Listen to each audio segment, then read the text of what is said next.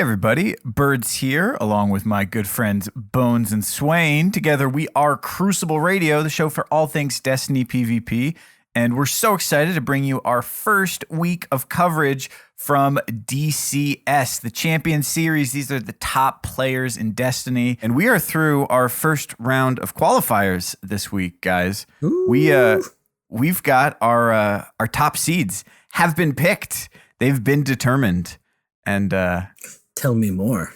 Yeah, so these are, named teams that you're going to start hearing about starting now and for the rest of the season. As Farcog was explaining last week, there's sort of a champions tier, and these guys will be battling it out for the ultimate title, while some other teams are still fighting their way through qualifiers and trying to get on this level as well. And there's people on those teams. So it's cool to see this kind of shape out and see teams solidify their positions at the top. I think we should call some of these out. These top 8 teams, the qualifiers were pretty heated. We saw a lot of high level competition, but these are the teams that rose to the top, and no surprise for a lot of these. There's a lot of familiar names, but we got to give credit where credit is due. In first position, top seed number 1 is I Am. You know him. We've got Triple Rec running the show and filling out the rest of the team. Lil Sonic, Say Wallabra, Sir Demetrius, Made in America, and Flanker. One thing that was interesting about this loadout is that there are some very good snipers here, but at least in terms of these qualifiers, we're seeing pretty much shotguns across the board in this group. Yeah, not many other ones besides that.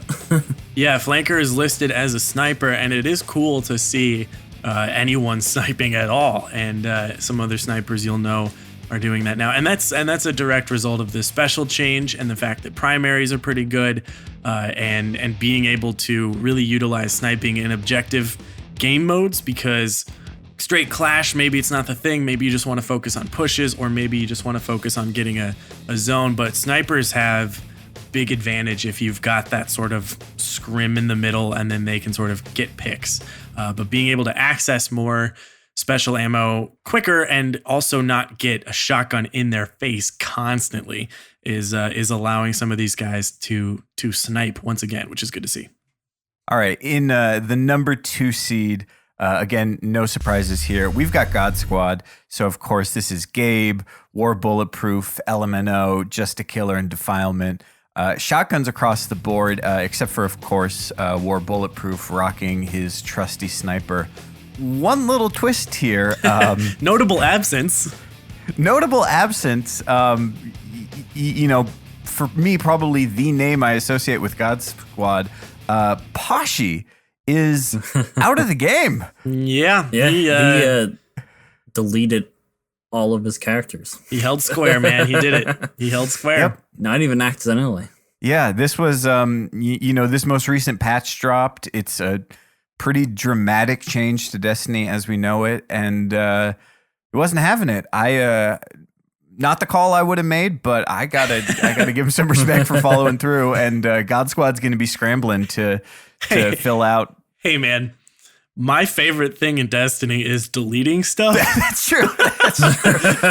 I've deleted more. Pashi essentially just did what I dream about doing, which is just dismantle all of it. No, I was watching him the one day, and he was just not struggling, but swapping between games is definitely difficult.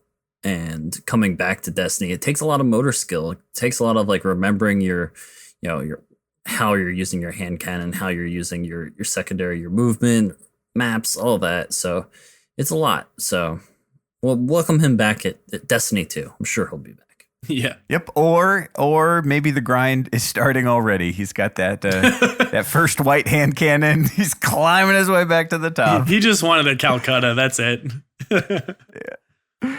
Yeah. New Duke meta. All right. 3rd seed. I would be shocked if they were any lower. It's fan favorites, the Bomb Squad Kittens, with, of course, the perennial Master Night Stalker, Lumi, Anbu, I Drop Bodies, X44 Matt, OTF, and Nephariah. Now, this is interesting. It looks like the Wall has disbanded, and Nephariah has made the move over to Bomb Squad Kittens to play with them for the season. Now, in PvP Legends and DCS, once you get your team locked in, that's it. There's no jumping around. You know, this is something we've seen quite a bit in the competitive scene, is sort of these teams shifting. So to see that move happen and to see sort of BSK get locked down into this lineup, I think they've got a real solid group. I'm going to be paying attention to them this season. Yeah, I mean, I'll never forget the tournament watching Lumi, Ambu, and OTF play Primal, and Ambu going off. I think they mercied them on Widow's Court or something like that. And that was the first time we had Lumi on the show after that tournament. And that was when I was just like, okay, I'm in. Like, I'm obsessed with this. I've seen competitive games before, but this is the shit. So that was, I'm always carefully watching them. It's good to remind people that we are saying 6 names, even though this is 4s. Yes. Mm-hmm. Each team has 4 starters and 2 subs. I mean, when you're looking at a team that's going to play together over the course of a season, you know, people have got scheduling issues. You know, real life intervenes. So you got to make sure that you've got some solid backups there. Our number 4 seed, this team has captured an emotion like none other. With 4 H's, get it right. Up front, we've got Frostbolt, MWG, Electro VG, and Radical Destroyer. Shotguns across the board. And in the 5th place, the top 5th seed is Unknown Talent. Even though, and Coach is pretty known. I know some of these names. So, of course, you mentioned Encooch. He's rocking the shotgun, going for that Voidwalker shotgun loadout. Can't blame him, especially when you're playing 4s. Just, you know, it can get so chaotic. And filling out the rest of his team is Grimvoss, QQ, OS Sloth, and it's just Pow Pow. One thing also to notice, looking at these lineups, everyone has their subclass listed, and you've obviously got some dedicated players, like Ninja is going to be on Sunbreaker a lot, Elemento on Blade. You know, there's people you can see and go, okay, great, they're going to play that forever. But then you've got people like QQ and, say, Wallabra, who have listed 3 subclasses. Night Stalker, Sunsinger, Golden Gun, Blade Dancer, all one person's choice. So that's cool that they can actually rotate those around. And it's also cool to see a Golden Gun showing up in a competitive meta, which has not happened for quite a while, and they've recently made a resurgence. So it's going to be nice to see some of these subclasses showing up in 4s. And I think having that flexibility as a team is very important. I mean, you've got some players who have just got their subclass dialed in, but look, you're putting together a competitive group of 4 from, you know, 5 or 6 players. To have someone who can really sort of cover the bases, fill out whatever that particular lineup of players needs is super important. So good to see we've got some strong flex players here. All right, top 6. Hotel California. Yeah, that's like 3 puns for the price of none of them, because I'm not paying for that. But we've got some big names here and some beloved names. We've got Ramblin'. We've got Ninja with Noel. We've got in the sub position, and you'll hear from him in just a bit, Mr. Fallout Plays, but also Terminator, Alex Auditore, Free Falling, and Murdaro making an appearance here. Someone I sort of very strongly identify as a dominant Trials player. But to be honest, I've never seen too much personally in the scrim scene, in this competitive scene. Yeah, I think they've got quite a team here. And here's where you're going to start seeing certain clan members who just want to compete, and maybe they don't get in. There's, you know, these clans have a lot of players. They can fill multiple teams. So obviously Murdaro, being in Bomb Squad Kittens, is putting together another team. So it's cool that everyone's going to get in on this and maybe get to play some clan members in some matches down the road. It's also nice to see Ninja sticking with Sunbreaker, even though it's definitely not the meta in Sweats right now. Yeah, I have been playing my Titan a little bit. Sunbreaker is not dead. I think it's going to get a buff from the change to health perks, like Cauterize with no cooldown. so it could be a monster, but strikers do feel really solid, and it was kind of nice getting back on my striker. We see a striker on almost every team, I think.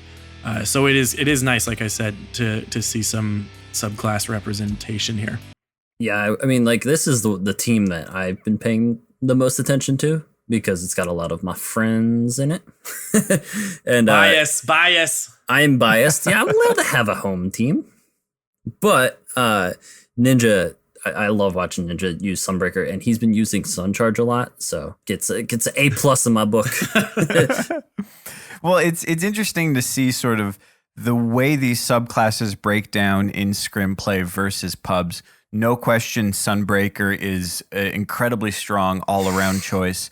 But when you get into the scrim play where super management is such an important part of the metagame, sort of the higher level thing going on, having that immediate counter, that immediate stopping power of Striker is a hard thing to pass up, even though it's not, your big roaming super. Mm-hmm. So no surprises there.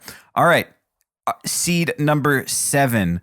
I don't know if they've decided to call themselves TBD or they're still working on a name. Either way, stay tuned to Crucible Radio. We'll be the first breaking this story once we get clarification on that.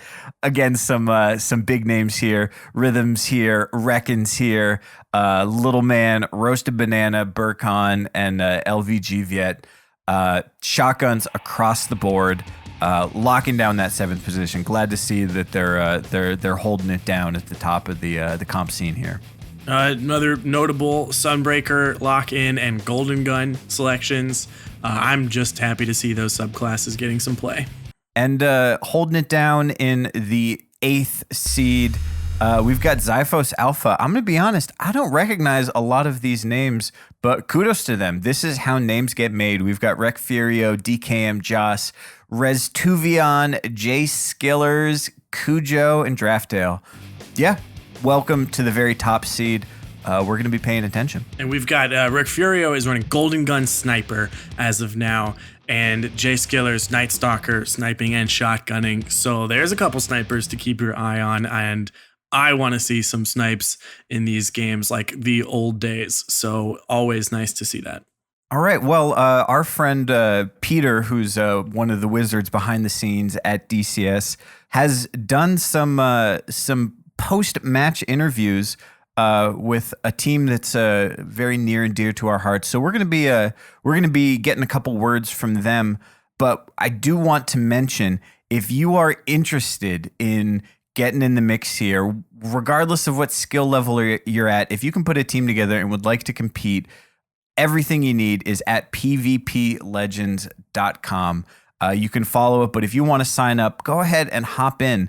We're definitely seeing a very strong show out in on the PS4 side in US. Xbox is looking a little thin, and the EU, Latin America, and Australia and New Zealand regions are hurting for players. So if you've got a strong team on Xbox or outside of the US, give it a shot. The competition is certainly sort of dominant in PS4 US, so you might have a chance to make a name for yourself climbing the ladder in a non-US region. So one of the qualifying teams that we wanted to mention, because it has some big names on it that people are going to be watching, is Team Casual.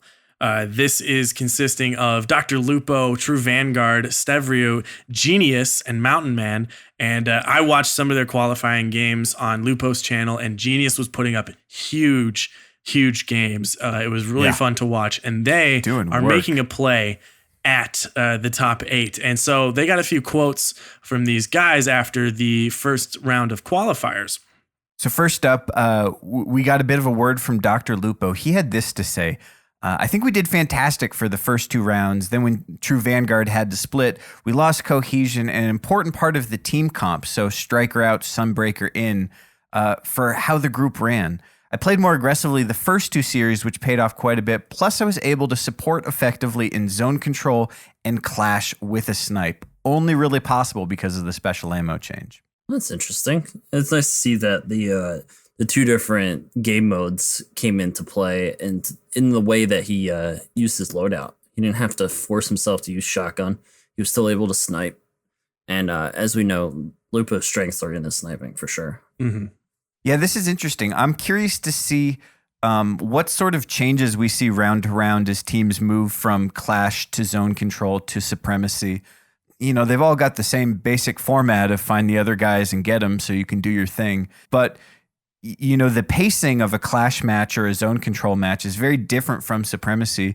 I wonder if we're going to really start to see those snipers come out in Zone Control where you're really trying to clear the point so you can take it instead of just trading and having to sprint back. Not to mention Discipline 3 is now the rule, so less grenades is less just covering a point in a spike grenade or smoke, or well, there's going to be smoke, but things like that is really a great space clearer. With less of those, it might be more important to get that one-shot kill from farther away and push up. Yeah, I would say the Void Warlock grenade, the Axion Bolt, is the one that is going to mess with you the most when you're doing like zone control. Going to get you off the zone. It's going to push you away. It's going to get you running. So True Vanguard actually had a few comments on that as well. He played 2 out of the 3 series, but he said, I can't speak for the final series, but in the other 2, I can say our biggest struggle was the objective-based game types. Coordinated pushes for key areas of the map, crests, and zones was something we can improve on. Ever the scholar of the game, always trying to improve. But he's really touched on something important here, which is that, you know, a lot of these top scrim players have been focused on skirmish game mode. So it's all about getting that pick, pure aggression, collapsing. Go. Exactly. Don't slow down. Just keep getting those kills. And to really sort of anchor play around certain parts of the map, whether that's a control point or just that one bit of the map where all of the crests are, because some crazy things just happened there a second ago, is really going to require these teams to bring out their teamwork, to keep their communication up, and to maybe do a little bit of push and pull, maybe slow down a little bit so they can make that concerted push together and buy themselves the time they need, even if that's just a second or two. It's definitely tough for some players to adjust to more objective game modes when they just want to slay. I know, I know a lot of people, they'll just keep killing, and that's good, but you need to keep your eye on the objectives. Well, I find that interesting that Supremacy comes up in that conversation, because some people will just say, let's just run around with your shotgun getting kills up close. But no, it requires as much focus on pushes and big team plays to swing it, as opposed to just isolated 1v1s all over the map. Yep. We're going to see teams working together, and that doesn't necessarily just mean bunching up. You know, in Supremacy, it's nice to have someone kind of moving with you to pick up those crests if you end up going down in the process. But all the same, we're going to have to see a lot of coordination here, and this is something these teams are going to figure out. One thing I thought was interesting is looking over all of these top 8 seeds, I don't see a single sidearm in the mix. So Nope. Enjoy your sidearms in Clash, pull them out in trials where it counts, but I think the old wisdom remains, which is if you want to be able to hang with the top players in Destiny, you better have your shotgun in check, or you better be real good at sniping. Well, that's it to start. We've got our 8 top seeds. We are going to be following these guys, see how it shakes out, paying attention to see if gunslingers and sunbreakers can really show up big, and if the few snipers who are sort of making a return, so to speak, are going to make an impact on these games. All right, well, everybody, stay tuned. Coming up next, we got Mr. Fallout Plays with that look at the world that only he can give us.